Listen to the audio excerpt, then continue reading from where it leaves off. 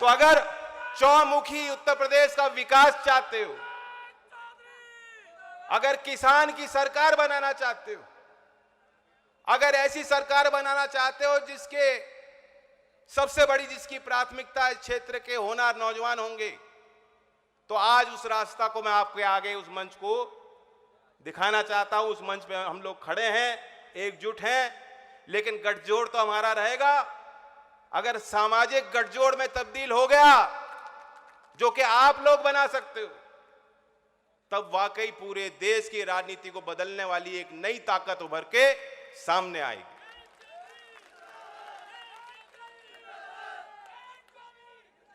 मैं भी आपकी तरह सुनना चाहता हूं। काफी बात मैंने की और आपके बीच फिर आएंगे। अखिलेश यादव जी अभी अपनी बात रखेंगे कानून के संबंध में, जो भी मन में उनके विचार हैं ब्रज के लिए, आपके लिए रखेंगे। हम लोग फिर जो है नारा लेते हैं, क्यों ये नारा सुनते ही जो है ना भारतीय जनता पार्टी वालों को जो है सांप सूंघ जाता है। दोनों नारे ऐसे हैं, दोनों ही बात ऐसी, ना उन्हें भाईचारा पसंद ना उन्हें किसान पसंद। उन्हें ना किसान चाहिए, उनकी नजर में आप किसान नहीं हो। उनकी नजर में 300 लोग जो शहीद हुए वो किसान नहीं है। यहां कोई किसान नहीं है उनकी नजर में। आप दलाल हो, आप गवार हो, आपका इस्तेमाल करना है, आप खिलौना हो उनके हाथ का। इनके अहंकार को तोड़ो, ये पहला लक्ष्य होना चाहिए। चाहे चुनाव छोटे स्तर का हो बड़ा हो, इनका इलाज आप ही कर सकते हो।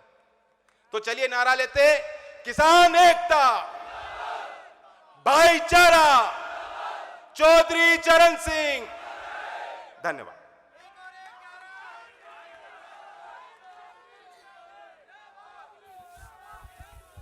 अब मैं अनुरोध करूंगा समाजवादी पार्टी के राष्ट्रीय अध्यक्ष भावी मुख्यमंत्री अखिलेश यादव जी से, वो आए और महापंचायत को संबोधित करें।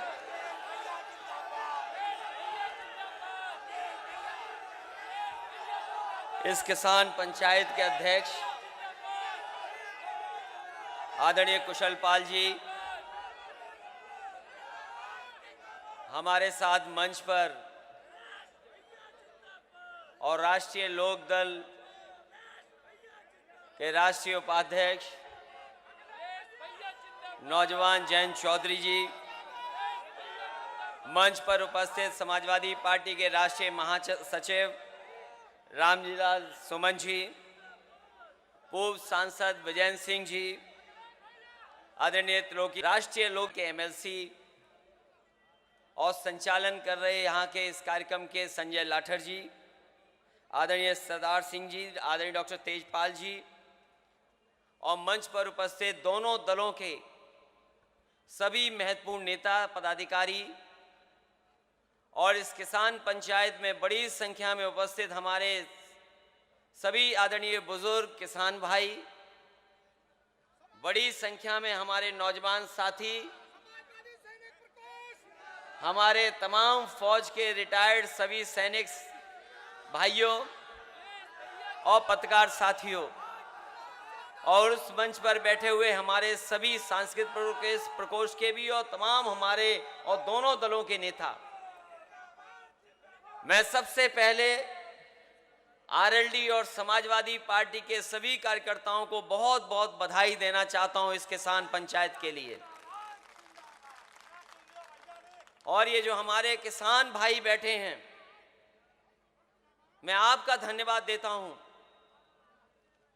कि जिस तरीके से आप लड़ाई लड़ रहे हैं और जिस तरीके से आप एकजुट दिखाई दे रहे हैं,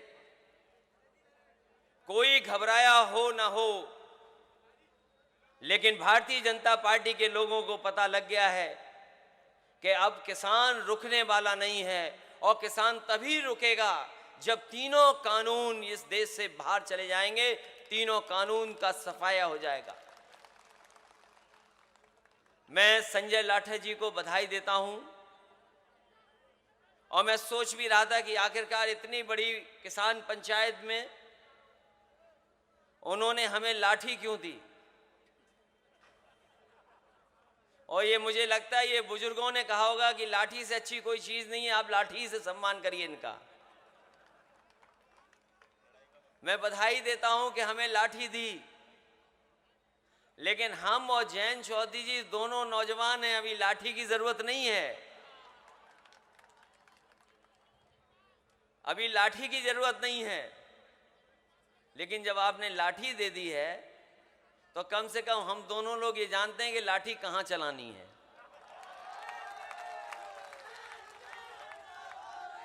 और ब्रज की धरती का हम धन्यवाद देते हैं, ये कृष्ण की धरती का हम धन्यवाद देते हैं, ये पुण्य की धरती है।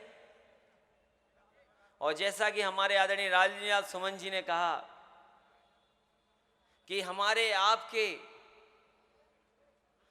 सबसे बड़े किसान नेता अगर देश में कोई हुआ है तो वो चौधरी चरण सिंह हुए हैं। बताओ, आप पूरा इतिहास उठा लीजिए भारत का,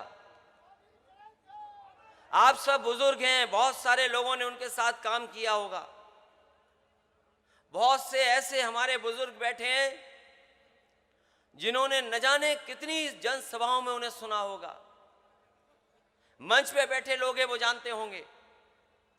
आप पूरा देश का इतिहास उठा लो,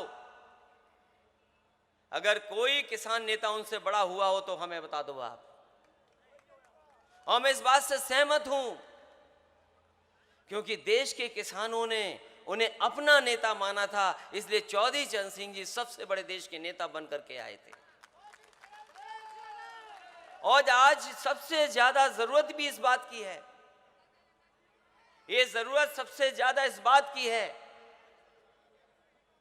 कि हमारा किसान खुशहाल हो। और किसान तब तक खुशहाल नहीं होगा जब तक किसान की बात करने वाले दल सत्ता में नहीं होंगे। ये जो भारतीय जनता पार्टी के लोग हैं वो हमारे आपके जनप्रतिनिधि नहीं हैं। इनका एक एक फैसला उठा करके देखो, हम यहां बुजुर्ग जितने बैठे, जितने सभा में लोग हैं, याद कीजिए जब नोटबंदी की थी, हमने आपने सबने भरोसा कर लिया कि यह फैसला है जिससे भ्रष्टाचार और काला धन वापस आ जाएगा, भ्रष्टाचार खत्म हो जाएगा, काला धन वापस आ जाएगा, सबने भरोसा कर लिया। बताओ आज कितने साल गुजर गए हैं, कौन सा काला धन वापस आ गया बताइए आप। और जीएसटी जो लागू की गई, जीएसटी कानून, जो जीएसटी कानून लागू हुआ था, आधी रात में जिस तरीके से देश की आजादी का जश्न मनाया गया था, उसी तरीके से जीएसटी लागू हुई। जीएसटी लागू हो जाने के बाद बताओ कौन सा कारोबार हमारा बढ़ गया। अभी वैश्विक महामारी आई, दुनिया में किसी ने ऐसा लॉकडाउन नहीं किया होगा, दुनिया में किसी ने ऐसी पाबंदियां नहीं लगाई होंगी, लेकिन भारतीय जनता पार्टी के लोगों ने कैसी पाबंदियां लगा दी। यह सच है कि वो वैश्विक महामारी से बचने के लिए हमें और आपको सबको अपनी नाक और मुंह बंद करना पड़ गया। हमने भरोसा किया उनका, भारतीय जनता पार्टी के लोगों का। उन्होंने कहा कि आपको मास्क पहन के रहना पड़ेगा, हमने आपने सबने नाक और मुंह बंद कर लिया। लेकिन हम जानना चाहते हैं, बताओ भारतीय जनता पार्टी को कौन सी वैश्विक महामारी है कि उन्होंने अपनी आंख और कान बंद कर रखे हैं। उन्हें किसानों का न दुख समझ में आ रहा है, न किसानों की तकलीफ समझ में आ रही है। याद कीजिए वो समय जब कहा कि हम आय दोगुनी कर देंगे, ये सब खेती करने वाले बैठे हैं, ये दिन रात खेत पे काम करते हैं। बताओ कौन सी पैदावार की आय दोगुनी हो गई। धान आया, बिक गया, किसी ने पूछा नहीं। कौन सी फसल की पैदावार बढ़ गई। और यही नहीं, बताओ इस वैश्विक महामारी में डीजल और पेट्रोल की कीमत कितनी बढ़ा दी। डीजल पेट्रोल जो लोग ट्रैक्टर से चल करके आए होंगे, जो खेती करते होंगे, वो पूछिए डीजल पेट्रोल कितनी बढ़ गई। हम ये जानना चाहते हैं इस किसान पंचायत के माध्यम से कि जो डीजल पेट्रोल की कीमत बढ़ी है, वो आखिरकार उसका मुनाफा का जा रहा कहां रहा है। इसलिए साथियों, जहां दिल्ली की सरकार ने 3 कानून हम पे लागू कर दिए, वहीं हमारे मुख्यमंत्री जी ने भी कुछ कम काम नहीं किए हैं। और शायद ही ऐसे मुख्यमंत्री किसी को मिले होंगे। पहनावे से और कहने से तो योगी हैं, लेकिन जो हमने पढ़ा है गीता में, जो हमें जानकारी मिली है, वो यही है कि योगी वही होता है जो दूसरे का दुख अपना दुख समझे। बताओ, ये योगी हैं क्या? क्या हमारे किसानों का दुख दर्द समझ पा रहे हैं? कोई दुख हमारा समझ पा रहा है कि नहीं समझ पा रहा? और इधर तो अभी हरी टोपी तक बात नहीं आई है, हरी सफेद टोपी तक बात नहीं आई है, अभी तक तो लाल टोपी पे रुका हुआ है मामला। और ये हमारे किसान हैं, ये हमारे बुजुर्ग हैं, हमें बुजुर्गों ने यही सिखाया है। और खेत में अगर कोई भड़कता है तो वो लाल रंग देख करके भड़क जाता है, यही तो सिखाया बुजुर्गों ने। बताओ, कभी कभी कुछ खेत में जो होते हैं वो लाल रंग देख करके भड़क जाते हैं, यही तो सिखाया गया। अब मैं नहीं जानता हूं कि लाल रंग देख करके कोई क्यों भड़क रहा है। इसलिए जहां ये पंचायत चल रही है, और वहीं मैं गाना सुन रहा था, एक अपने सांस्कृतिक प्रकोष्ठ के लोग हैं या जो यहाँ के बहुत लोकप्रिय गायक हैं, कि अगली सरकार हो हमारी तो अगली सरकार तभी होगी जब हम भाईचारा का रास्ता अपनाएं, हम अपने किसान का रास्ता अपनाएं। क्योंकि बीजेपी से ज्यादा चमत्कारी पार्टी कोई नहीं है, भारतीय जनता पार्टी से ज्यादा साजिश करने वाली पार्टी कोई नहीं है। उन्होंने अभी तक जो सत्ता पाई है वो केवल हमें और आपको बांट करके सत्ता पाई है, हमारे और आपके बीच में खाई पैदा कर करके सत्ता पाई है। और जिस समय ये हमारा किसान भाई जागरूक हो जाएंगे, मुझे नहीं लगता है कि वो सत्ता पा पाएंगे। इसलिए हम बहुत सारे अपने किसान भाइयों को बधाई देना चाहते हैं। लगातार हम लोग किसान पंचायत कर रहे हैं, किसानों को जगाने का काम कर रहे हैं, और इस उम्मीद और इस भरोसे के साथ जगा रहे हैं कि आने वाले सकती हैं कीमतें, जिन मंडियों में आपको एमएसपी मिलने चाहिए, वो मंडियां बिकने का इंतजाम कर दिया है। जहां देश में ज्यादा मंडियां बननी चाहिए थी, वो मंडियां बंद की जा रही हैं। इसी एक्सप्रेसवे के किनारे लगातार मंडियां बननी थी, और हमने तय किया था कि गाजीपुर तक मंडी बनवाएंगे, लेकिन मंडियां बनना बंद हो गई हैं। मंडियां अगर नहीं होंगी और ऐसे 3 कानून लागू हो जाएंगे, तो सोचिए हमारा आपका जो किसान जो पैदावार कर करके जाएगा, वो बाजार में कौन कीमत दे देगा? अगर किसान को बाजार के हालात पे छोड़ दोगे तो किसानों को कोई मुनाफा नहीं हो सकता। ये भारतीय जनता पार्टी के लोग बड़े बड़े उद्योगपतियों से, बड़े बड़े लोग जो कारोबार कर रहे हैं, उनसे मिल करके हमारी आपकी खेती को छीनना चाहते हैं। और कोई एक दिन में नहीं छीनेगी, लेकिन जिस तरह के कानून आ गए हैं, एक न दिन ऐसा आएगा जिसके बाद आपकी हमारी खेती छिन जाएगी।